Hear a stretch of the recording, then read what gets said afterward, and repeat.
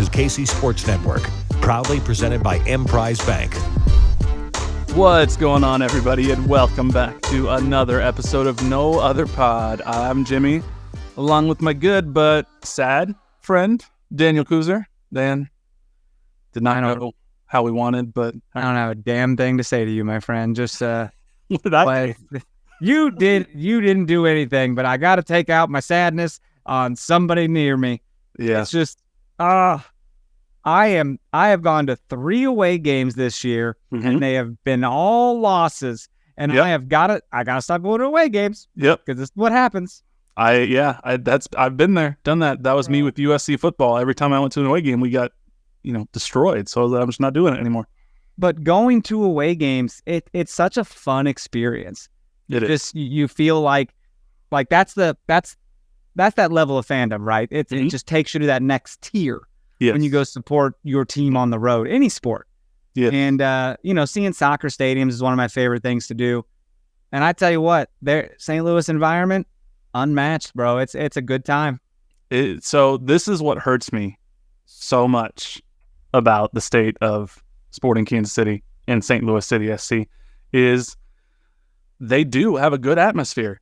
They do have a good stadium. You do have a good time outside of the results of the game. But when you go to the game, just like the atmosphere, the way that there's like a block party basically happening around the stadium before the game starts, where there's food trucks and they close down the street in front of Schlafly. And it's a really good environment. And we've mentioned this before. It's worth mentioning again. It's easier to do that when you're the shiny new thing in town.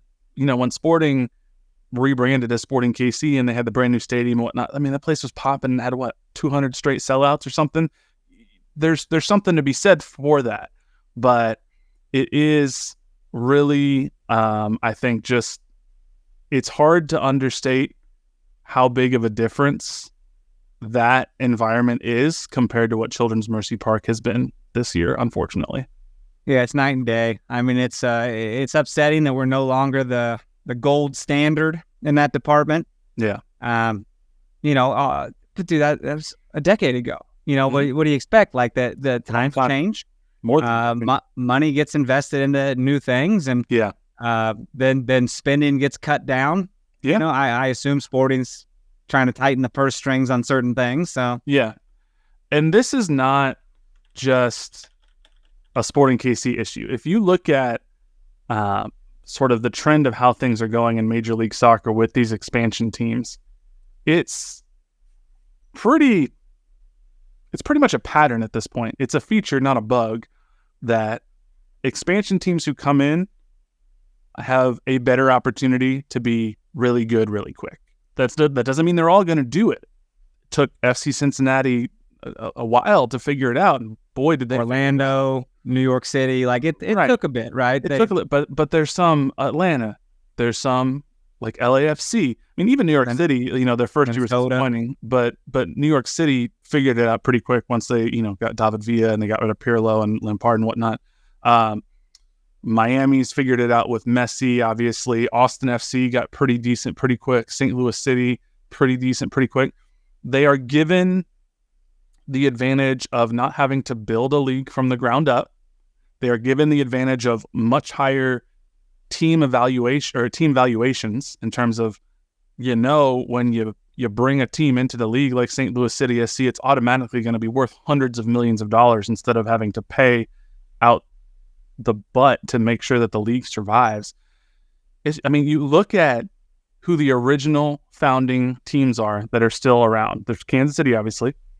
There's the Red Bulls, who have been competitive throughout the years, but not much in recent history. The Revolution, who have their moments, but they're not a year in, year out power. The Rapids, we all know about them. FC Dallas, still looking for championships. The Galaxy, who have had a series of down years now. The San Jose Earthquakes, who are having a series of down years now.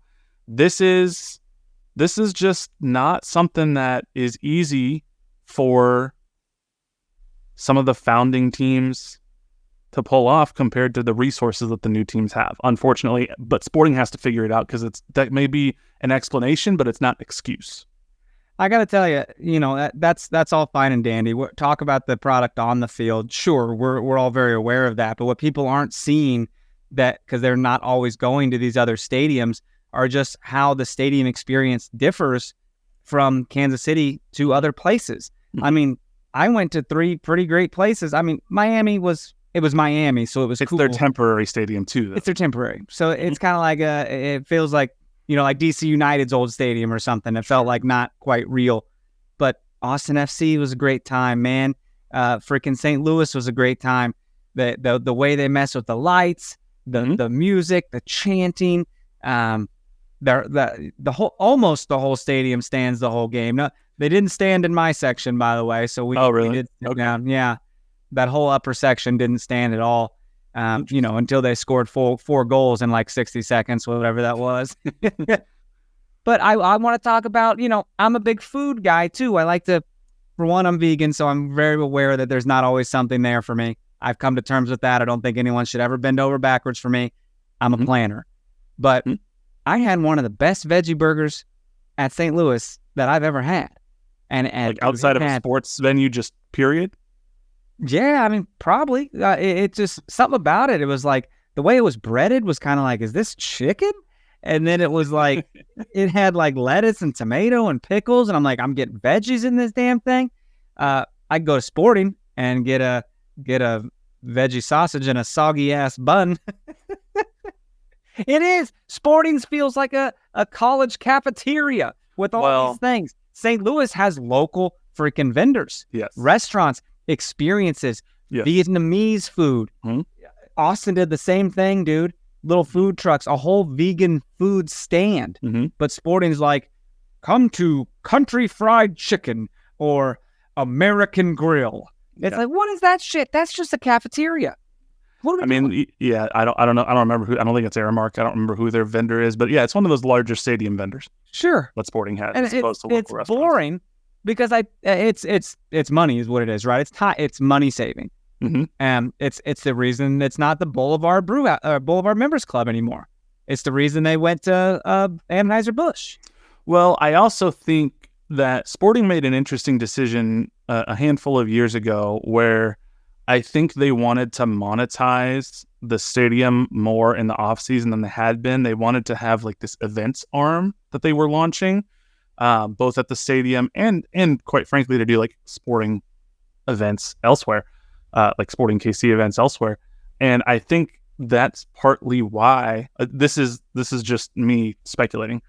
That's partly why they went with a food vendor that they'd be able to have a little bit more control over as opposed to local restaurants. Because if you have a local restaurant system like St. Louis City does, I'm sure they sign a contract with like, hey, make sure you're here every game day and this and that.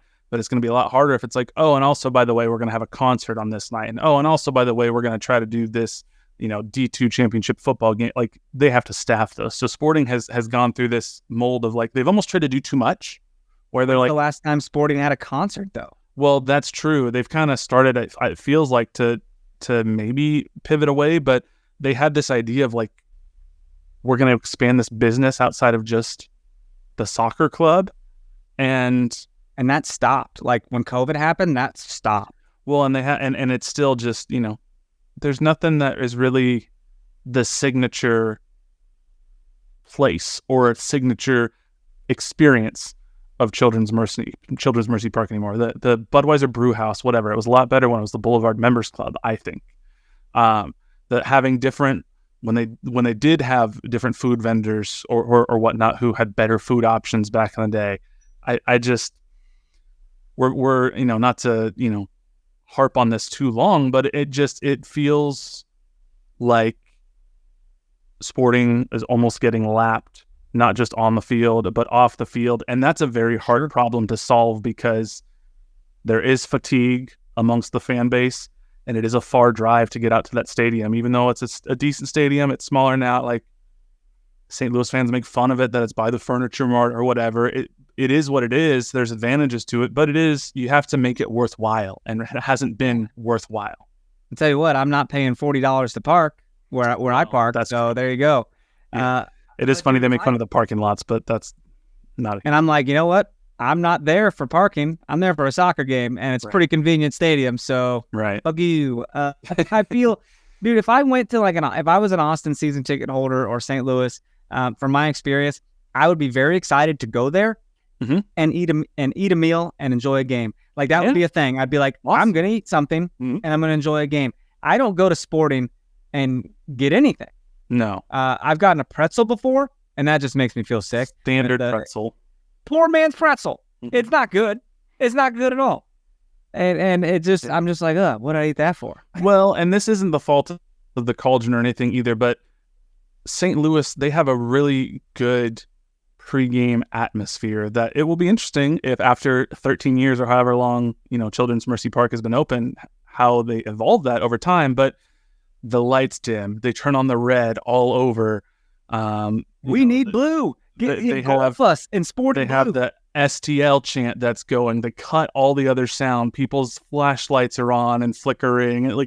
It's an intimidating almost display of 30,000 people all on the same page.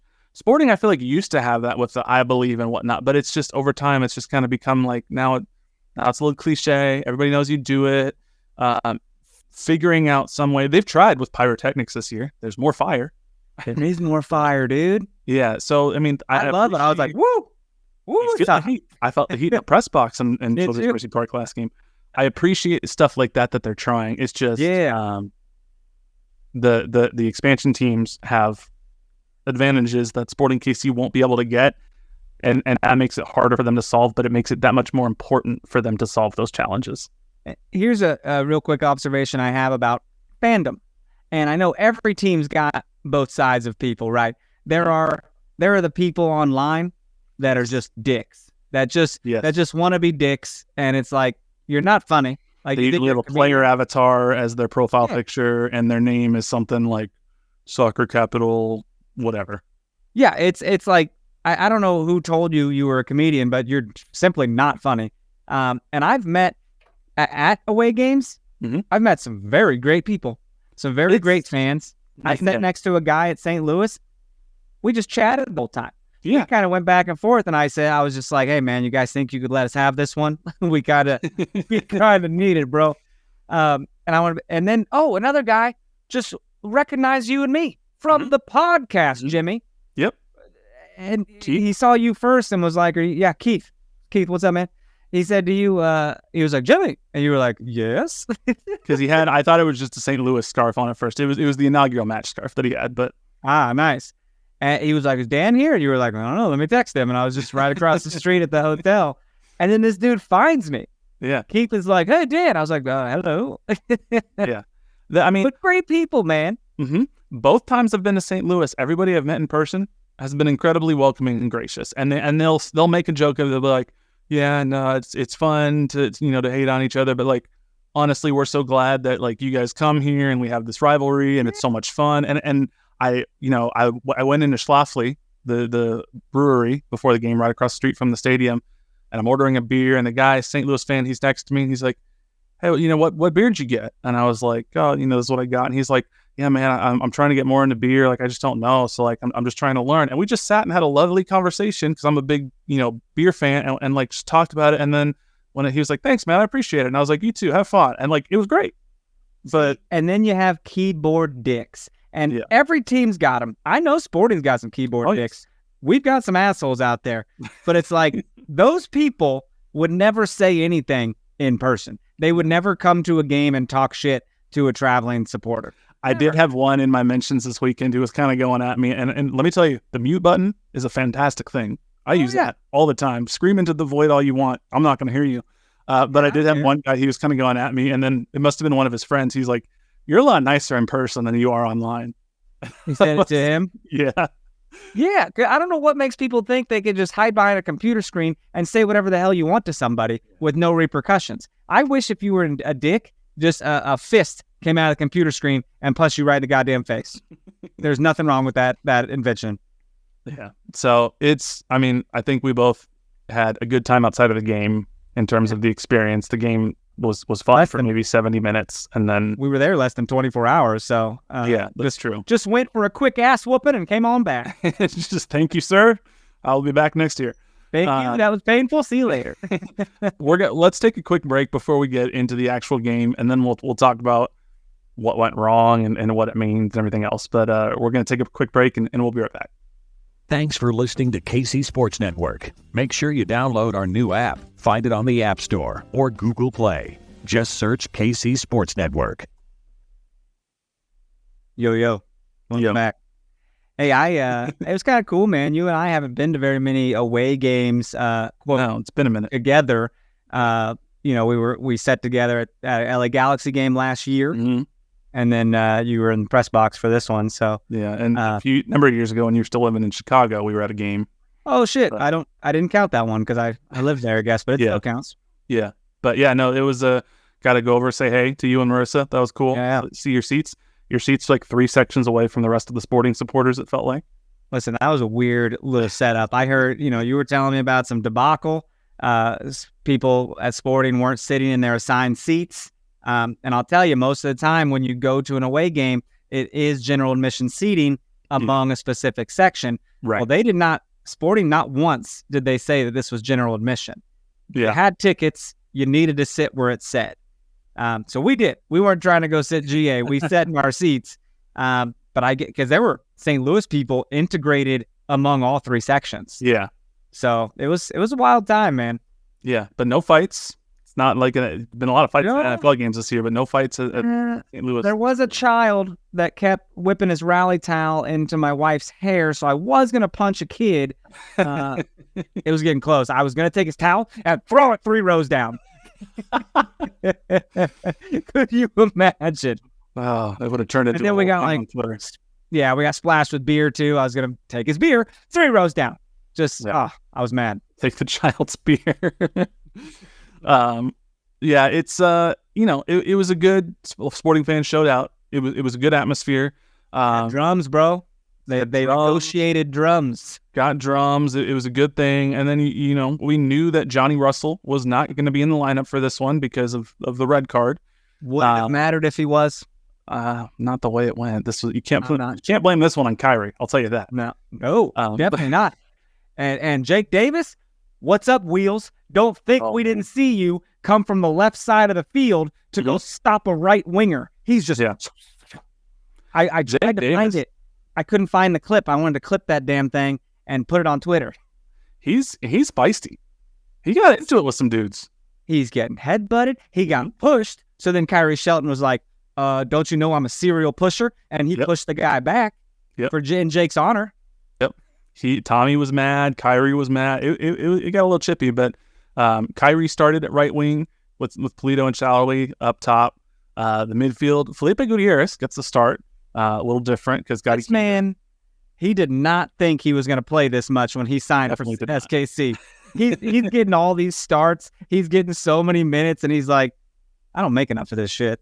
Right. Yeah. It was he, Rodoya, and Tommy, and Felipe was kind of supposed to be the 8.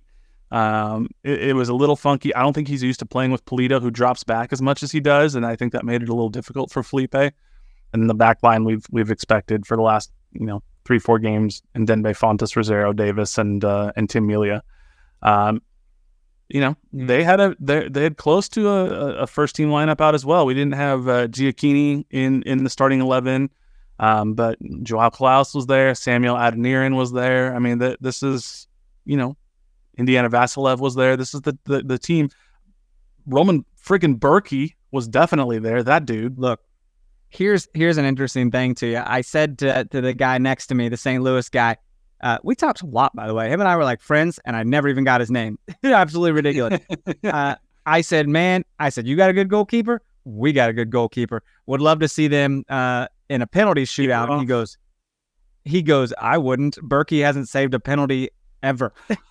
And I go, oh, well, then I'd absolutely love to see that. Maybe we'd beat you guys. Which is wild because Berkey flies around. He throws his body around like he doesn't care what happens to him. So it's insane.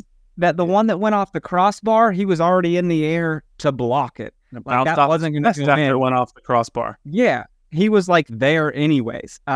Just the dude's just he's not just a cat. He's a jungle cat, dude.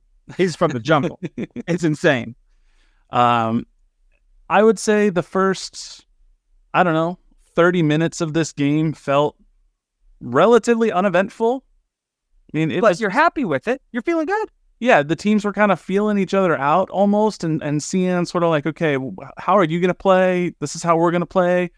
Tim did have to make a couple of saves in the first 30 minutes or so that probably Sporting was fortunate that he was back there and not Kendall or Pulskamp, because I don't know if either of them make those saves. But Tim did a pretty decent job for the first 30 minutes or so.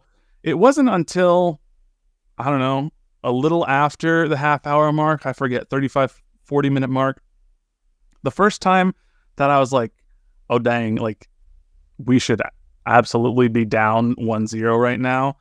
It was just after the 30-minute mark, and I forget which St. Louis player it was. Someone sent the ball right across the face of goal, and Joao Klaus, he slid for it, and he got a foot to it, and somehow he just mishits it from like, a foot and a half off the goal line, and it sneaks out just past the right post, and it ultimately went out for a goal kick. I think it was fullback Anthony Markinich who Jake Davis got into it with it a little bit. He sent this ball in, and if you look at the St. Louis City expected goal count, it's at like the 31-minute mark. That goal alone almost counts for a full 1.0 expected goals because it was so close. That was far and away their best chance, and they couldn't convert it. Well, here's a quick observation as well, man. Johnny Russell's not out there, but you wouldn't know that because Daniel Shallowy was splitting defenders. That's just true. Going in, right foot, left foot, right foot, strike. And I was like, who is this man? He split some defenders and he got a shot off. It didn't test Berkey all that much, but he did it, pretty soon after the 33rd minute, I think it was. There were chances for Sporting KC, and they couldn't convert. You get to halftime 0-0, and you know that you're at the first place team in the West, and okay, at that point I'm thinking, if we get out of here with a point even, that's better than nothing, and that gives us just that little glimmer of hope. I felt pretty good about it. And you always think like, oh my God, did we travel all this way for a 0-0 draw? But in this moment, I was like, kind of hope it's a 0-0 draw. At that point, I thought it was a good game, and I thought it was an entertaining game, even though it was 0-0. I thought both teams were going relatively toe-to-toe. They each had their chances. The goalkeepers were making plays because they're both incredible goalkeepers. There wasn't anything at the half-hour mark that led me to believe that at the halfway mark, that led me to believe that either team was going to come out in the second half and just demolish the other one. No, man. But dude, soccer is one of the best sports to watch. It is a beautiful game because it's chess, bro. It's move forward, move it back, cut it over here. You're just setting something up, everything converging to take it. Just take the big guy. And we're so close every time, man. Logan and Dinbay, point blank header, bro. Oh my God, he had the header, and then just after halftime, like 15 minutes after halftime, it was like 58th, 59th minute, there was that one play where the ball was just bouncing around in the box of St. Louis for, it felt like forever, and that's the one that went off the crossbar, and it bounced off Berkey's chest, and Polito had a chance, and it felt like literally everybody had a chance, and it was like, I don't understand how Sporting couldn't just get the ball to fall. How does it bounce off the underside of the crossbar and then off the goalkeeper, and it doesn't even, it doesn't deflect in for an own goal. It just happens to deflect the right way, so it goes totally out. It's just... Want to know what's fucked up? That bounced and bounced and bounced. Nothing came of it. That bounces one time at our goal. It's going in our goal. Yeah. All it takes is to hit the ground one time, and Rosero or Fontas don't clear it or something, and it's put away. Yep. Yeah. Sucks, dude. We can't even defend set pieces, by the way. I don't know why we can't defend corner kicks, free kicks. What is going on, and why is Alan Polito on the largest guy on their team? I don't get it. Samuel Adeniran. I mean, this is broken record alert. How many times have we said set piece defending this year when talking about Sporting KC giving up goals? It was a goal deep in Sporting KC's attacking third. It was perfectly whipped in. It goes right over Alan Polito's head. He's guarding Samuel Adeniran, who's one of their strikers. I don't know how Polito ended up being the one there. He tried to jump and head it, couldn't do it. And yeah, credit to Adeniran. He just perfectly whips it. Tim, if you ask him, would say, I need to do better. I need to block that one. But that's a hard one. Why is Alan Polito guarding that man? That man has a whole head taller than him. You see Alan trying to get it and just whips it. He just jumps too early or some shit. Yeah. I hate this, man. I hate that we can't defend set pieces. Let me ask you this. Okay, Daniel, if you hate things so much, how do you fix it? What do you do to fix it? I don't know. How do you fix it? You got to get new pieces. New people? Move them out? I mean, we got Fontas and Rosero. We're probably going to re-sign them or something. Well, they're both under contract for a bit, and Rosero at times recently has shown the ability when he really focuses and he decides, hey, I'm taking control of this game. He can clear out a box like nobody's business, and he can be really good. Until he's not. Until he dribbles across the face of his own goal. And you're like, yeah. Are you going to pass it off to Tim? You're not going to pass it off to Tim. You're just going to keep dribbling in front of your own goal. This team's identity is possession-based. They like building out of the back. This team is not good at building out of the back. This team cannot do it. Bro. Fontas and Rosero should not be trusted with the ball at their feet deep in their own territory. And other teams, as the season have gone on, have started to learn it. How many times have we dribbled ourselves into a corner, then we have to pass it to Tim and he just has to boot it. But because we didn't set up for a goal kick or whatnot, now suddenly they can quickly counter if they get possession. It's not good. When Rosero, when he did that, when he was just dribbling around, not getting rid of it, I even heard St. Louis people go, what is he doing? Right. It's just this team with the personnel that they have, the center backs that they have, this is not a play it out of the back team. And that's a thing where, you're talking about it's a chess game.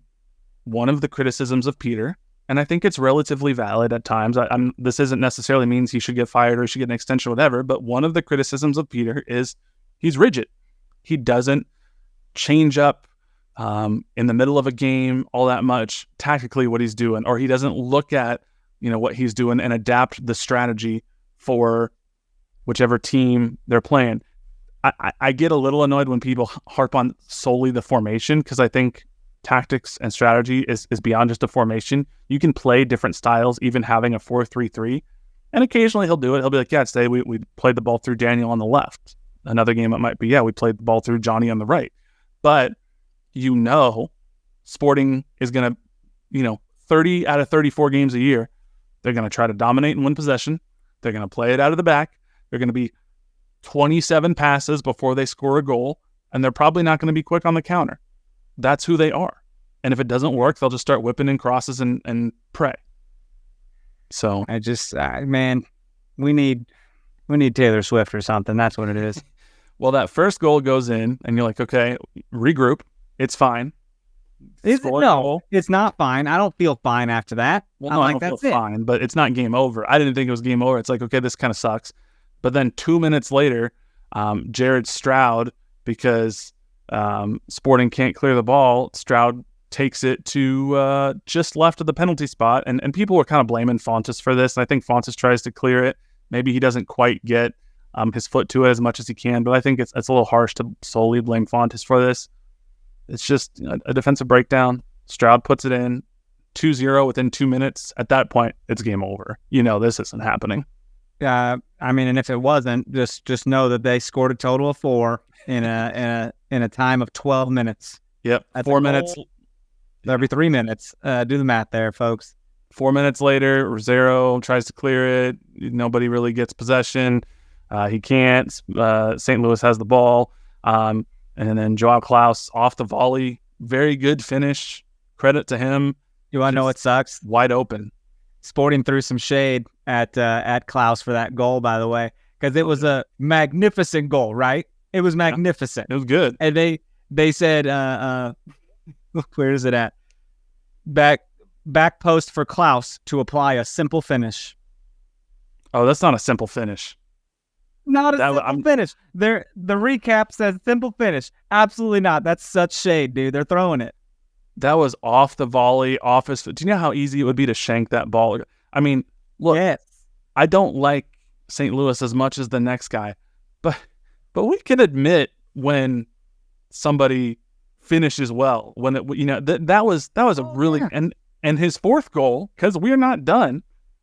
6 minutes after that, I mean, it was just a masterful set of a couple of touches that he brought it down and sort of toe pokes it in a right that he has no business doing.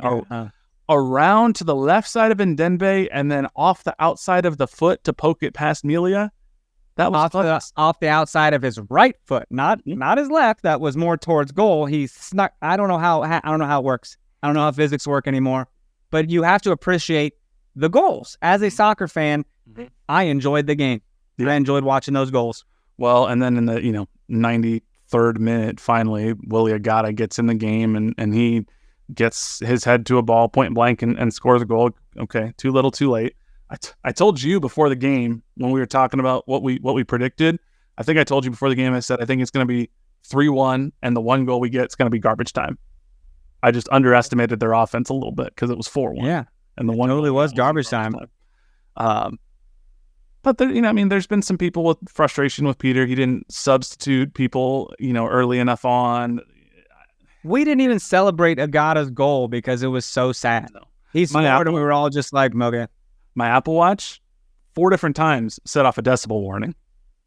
Oh, shit. Mine did not. So I will say that in my area, it was not quite as loud as when St. Louis came to our place. Really? Oh, that's when I got a decibel warning. It was loud. I don't know if it just happened to What's be yours set at? Where I was in the press box. I think 90, but the first time mine's at 100. The second time I said 95.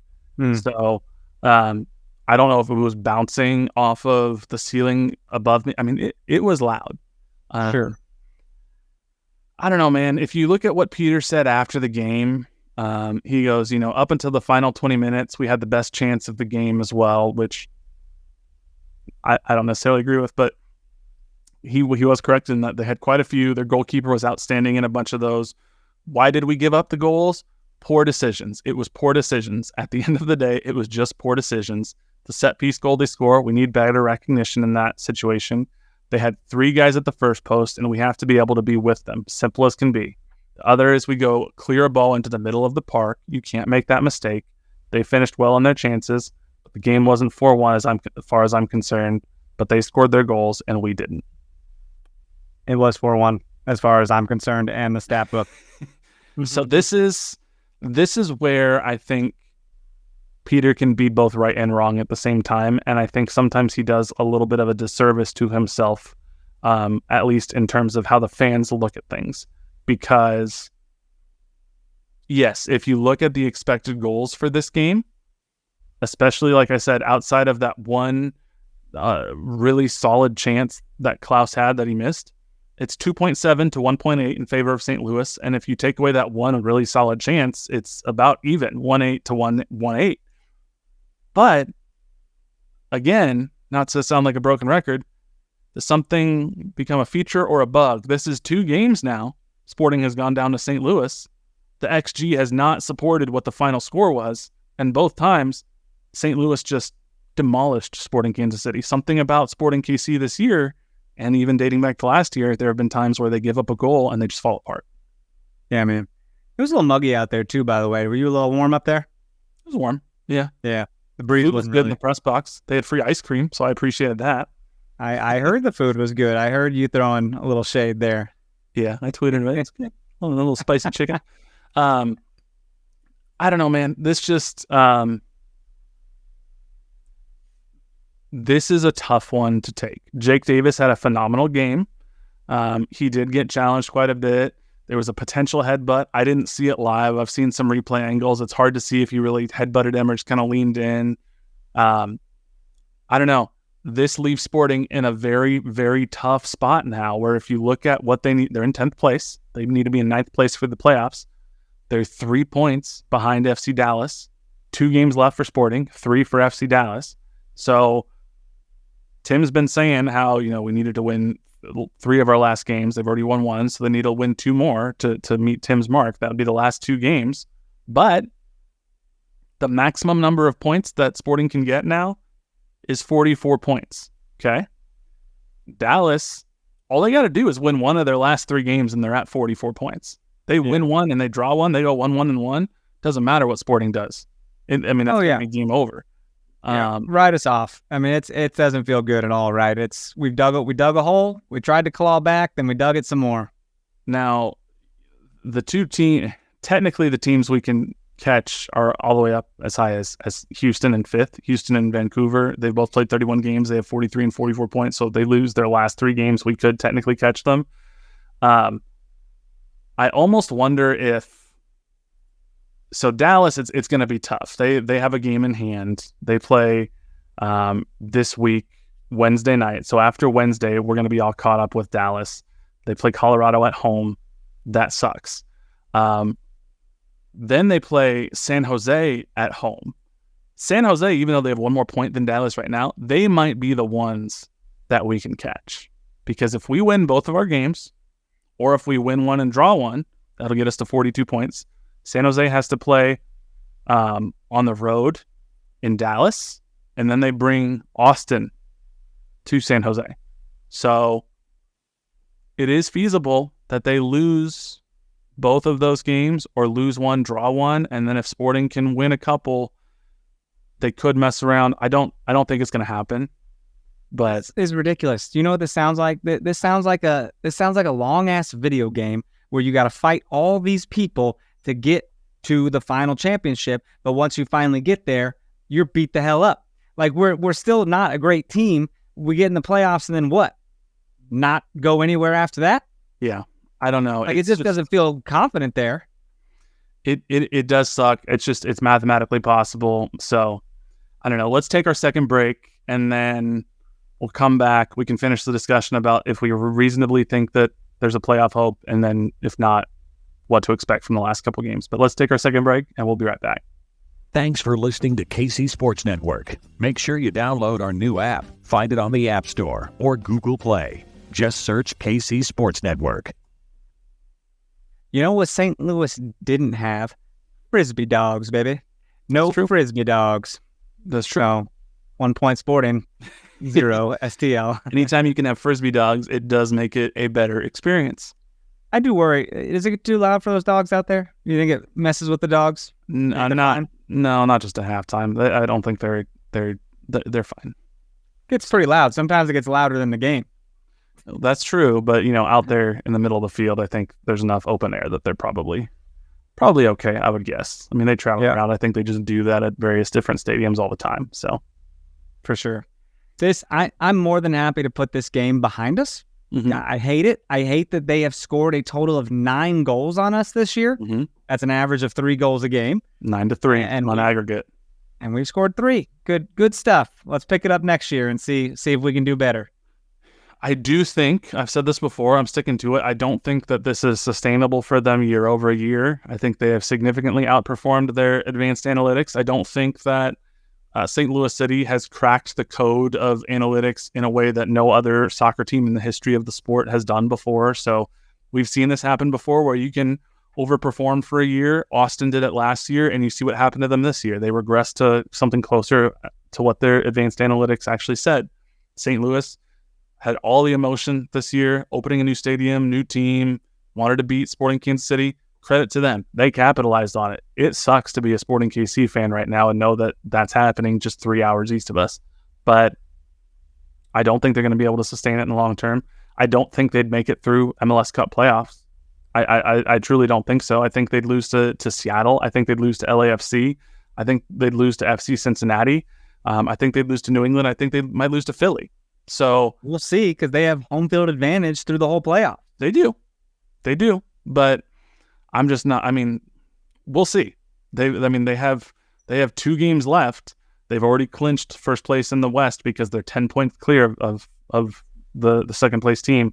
Both Salt Lake and Seattle are tied. This win not only clinched first place of the West for them, mm-hmm. but it also broke a record for most wins from an expansion team. Yeah. I hate that. I hate that was against us. You hate to see it. Yeah. It sucks. So, but now Sporting have no choice but to turn their attention to Salt Lake City. We have to go to Salt Lake on Saturday, who's second place in the Western Conference, and it's a historically tough place for us to play. Last time we played there in July of 2022, we lost 3-0, and we're in a do-or-die situation. Can you believe this? Friday night, Johnny Russell went to the SKC2 game. Mm-hmm. Probably pretty excited. All the young guys are probably excited to have Johnny freaking Russell there watching them. You know, one of the club mate. He's a teammate, right? Mm-hmm. And he watches them lose 2-0. And then he's like, all right, my boys will get it done on Saturday. I'll watch my boys on Saturday. 4-1 whooping. You think he's not pumped to get back and take care of business here at RSL? Look for this to be a Johnny Russell game. I mean, I think you're not wrong. And RSL, they're talking about Sporting being a strange team.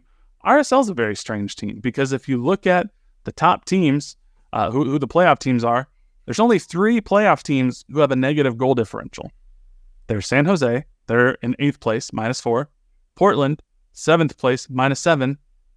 And then there's RSL, all the way up in 2nd place. They have a negative goal differential of -2. They have an okay defense and an okay offense. They're not like really great at any one thing. They've just sort of been able to... They grind out wins. They grind out wins. They've grinded out 13 wins this year, 11 losses, 7 draws. They're like perfectly good at everything. Even if you look at their home and road splits, they're 6-6-4 at home. They're 7-5-3 on the road. There's not any, you can't point to, well, they're really, really great, you know, at home and it's a fortress or whatever. They're just like, they're good enough at everything, and it's created this aggregate of a 2nd place team. Now, they're also inconsistent as hell, man. Their last, couple months of games have been a few wins here, a bunch of losses here, a few wins.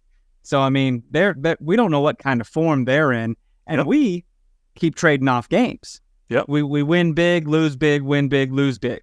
Yeah. So, I mean, Dallas a couple weeks ago, they beat RSL at home 3-1. A couple weeks before that, Houston beat RSL at home 3-0. But then RSL goes last week to BMO Stadium in Los Angeles, and they beat LAFC on the road 1-0 in a low-scoring defensive battle. They just... Yeah, but LAFC whooped them in August in the Leagues Cup 4-0. Yep. So it's kind of all over the board.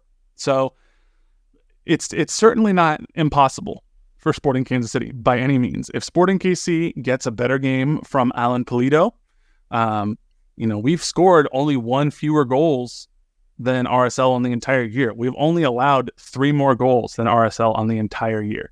So this is not a open and shut case of we can't get a result. And then it's a bit of a rematch too, because we drew with them earlier, right? 2-2 back in July. Correct. So I'm just saying, if they lose on Saturday, it's done. It's 100%. It's game over if they lose on Saturday. And we might. And even if they win their last 2 games, like we said, it might not be good enough. But at least you give yourself a chance. You're going into decision day knowing that it's probably possible, depending on what happens on Saturday. These are those moments where you want to see who your leaders are. Who are your dogs? Who's going to fight here at the end. Yep. I tell you what, I think we see a very physical game from someone like Johnny Russell. Maybe Alan Pulido gets more into it. I don't know. You hate to see your backup striker come on and score a pretty magnificent header to like no applause because it's garbage time. Yeah. So where's Alan Pulido at? You know what I mean? What happened to his summer form where he was scoring 2 goals every game? Mm-hmm. I mean, if you're going to have an older team like Sporting Kansas City does, it's by aggregate average age, the oldest starting 11 in MLS.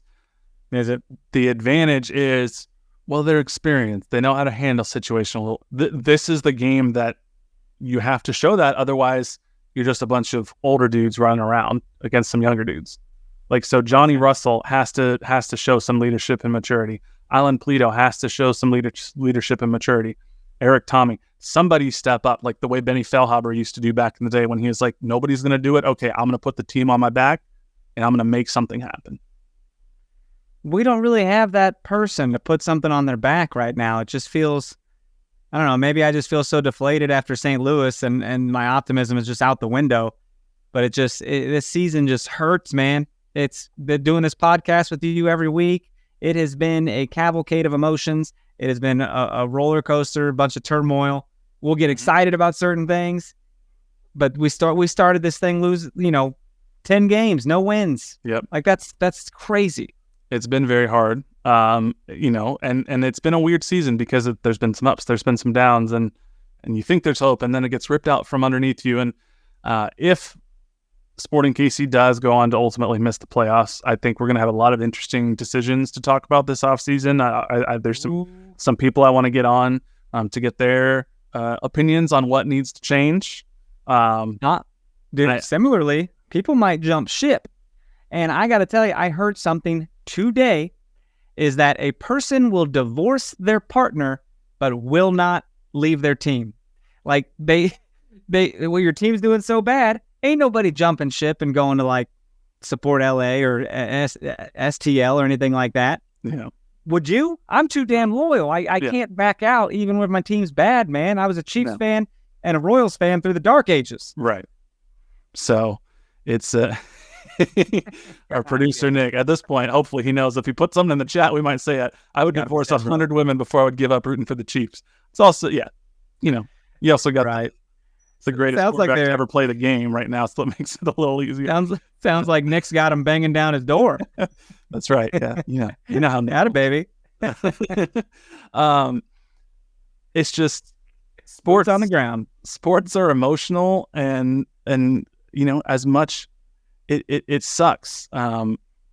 Sporting Kansas City frustrates me in a way that no other team right now frustrates me, but I also love going to Children's Mercy Park and being in that atmosphere. And as much as they frustrate me, I can't help but have hope. And even though it looks like it's not happening this year, I'm like, okay, what do we got to do this offseason? And I see that all across Twitter. People are frustrated and angry, not because they don't care, but because they do.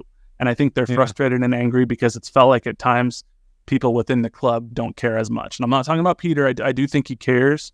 But I think, it just from a fan experience standpoint, sometimes feels like the fans care more than the people orchestrating the fan experience. It's weird, man. It's real weird. It's like, raising season ticket prices on a losing year. I mean, my favorite thing is when they lost the game a while back, like immediately when the game ended, they were like, place your deposit for 2024 season tickets. You're like, not the time. Oh, boy. Read the room. At least they're not Miami. Do you see how much Miami was increasing some of their season ticket prices as much as... Did you tell me this? I did, yeah. So initially, there's a guy, Michael Ryan Ruiz. He's a producer for the Le Batard show based out of Miami. He's a big Inter Miami guy, too. He was the one who was reporting on Messi to Miami, long before anyone else. And even when Fabrizio Romano was like, going to re-sign with PSG, this guy was like, it's not what I'm hearing. He said that his season tickets for 2 or however many, he's got good seats, increased from $5,000 initially. They said $30,000. And he was like, what the? And then per ticket or for the pay? Total. But still, $15,000 per ticket or whatever. That's too much. That's bananas, dude. And then I guess they even contacted front him. row. That sucks. Right. Well, then they contacted him. They're like, we're sorry. There was a system error. They charge you double. Your seats are only going from 5,000 to 15,000 this year. That's wild. That's very wild. And you know what? Even if people that sit front row at things, it's not a great seat. It doesn't look like you can't watch the game. It's just it's a status thing. Whether it's like courtside or front row, no one wants to be up front for a hockey game. Right. To watch it through glass the whole time. Right. Feels weird. Unless you want to pound on the glass. That's pretty fun. Yeah. And football, what do you can't see the game at all. No. You're going to be stuck behind all the offensive linemen standing on the sideline. Yeah. So, and smell the smelly helmets trying to air out over there. Like, and so for soccer, I mean, we were front row for the Bayern game, right? Yeah. It was fine. Once, Children's Mercy Park, we were able to kind of be more toward midfield. And we also kind of knew that, like, this isn't going to be the greatest seats, but when the game's near us, it's really cool. Exactly. I like sitting a good 5 rows up or something. It's wonderful. Yeah. So I don't know, man. It'll be interesting to see what happens over these next couple of games. I can't expect that there will be, even though it's fan appreciation night on the last home game of the year on decision day. I can't believe there's going to be many people who are there for that game. Right. How to be appreciated. What kind of things are they doing for Fan Appreciation Night? Oh, let me look up. I just had it and I closed out of it. On their main page or whatever. Yeah, they're also doing fan voting from team awards and whatnot. But food, drink, and retail specials, huh? Yeah, it's I don't know, the same type of stuff that they're going to discount the stuff that they need to sell before it becomes out of date. I'm sure. Hey, so, let me stroke it. Let me give some love here real fast, as I've really been appreciating the little segments, the little stories about the Hispanic Heritage Month. Mm-hmm. And they had one from Roger and Fontas and now Felipe Gutierrez. Mm-hmm. And it's a little write-up. You read these at all or just kind of seen them, skimmed them? I've read some of them, yeah, but I've seen them. They just Felipe Gutierrez, I think, was the most recent one. It's pretty wonderful. Just talk about what brought you here, how do you maintain life, and how his wife's been very instrumental and helpful in things. And it's just really cool. That's what I love to see, is getting to know the players, because we don't get enough of that. We haven't been able to talk to anybody for a while to really get to know someone on here. Yeah. So it's pretty cool to read that stuff. Yep. It's very cool. So it's, I don't know, man. It'll be weird to see what happens the last few weeks. You already know who the Supporters Shield winner is. FC Cincinnati wrapped that up with 2 games left in the year. That's wild. Yeah, they set a record with points and stuff. Are they about to? I don't know if they're going to get to what was it Toronto who set the points record a few years ago. I don't know if they're going to get. Then I thought, did LAFC do it too, or Atlanta did it? Maybe. I mean, they could get up all the way. If they win the last 3 games, they could get up to 74 points. So I want to say the record's 72 or 73. So they have. I mean, New England Revolution have it at 73. Okay, so they could win their last 3 games and they could get to 74. So no shit, that's crazy. I mean, they're 13-1-1 at home. It's not like we're adding more games year over year. It's like the same amount of games, and teams just get better. Which Andre Blake did say, if you read the Jonathan Tannenwald's piece on Monday, Andre Blake is starting to voice the opinion from players that there's too many games, too much. With all the different competitions and everything that are happening right now, it's becoming untenable to be able to play as much as they are. So, I don't know. Talk to Europe? Like, Europe plays way more. There we go. Yeah. Europe plays way more, bro. Yeah, it's I don't know. It'll be interesting. There is some definite congestion with international matches, especially if you get called up, and Leagues Cup and Open Cup and all that stuff. But you're right. It's a 38 game season in the EPL compared to 34 in MLS. So I don't know. We'll see. But hey, shout out to FC Cincinnati. If you would have told me that 2 years ago, that this team was going to be Supporters Shield winners and potentially set a record for most points in the year just in 2 short years, I would have said you're insane, but they've done it. So good for them. It's a testament to, it doesn't have to be a 4, 5, 6 year rebuild process if you have the right people in charge. So we'll see. I don't know, but we shall. That's about all I got for this week. You got anything else for our good listeners? Nah, man, that sounds good.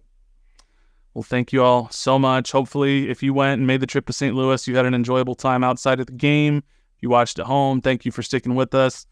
There's still a chance. May not be great, but you're telling me there's a chance. So it's we'll see what happens over these last couple of games. But in the meantime, make sure you leave that 5-star rating and review. Make sure you follow us on Twitter and Instagram at NoOtherPod, at Dan Kooser, at JCMac03.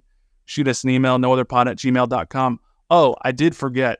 We got a long email. I'm not going to be able to read it all on air, but I did want to shout it out because it was very well articulated and thought out. Alex Brown, he's always one that when he sends emails, they're very thoughtful. And so, I might save this one for when we have a little bit more time to talk about content, because he talks about how this season should be a wake-up call for the organization and the fan base. And I think there's some good points to talk about here. So thank you. The long one. Long email. I loved reading it, though, Alex. That was great. Yeah, really well done. So nootherpod@gmail.com if you want to be like Alex. And check us out on YouTube, KCSN Soccer, or on the Kansas City Sports Network app. But until next time, he's Dan. I'm Jimmy. We'll catch y'all later. See ya. St. Louis, some of you are nice.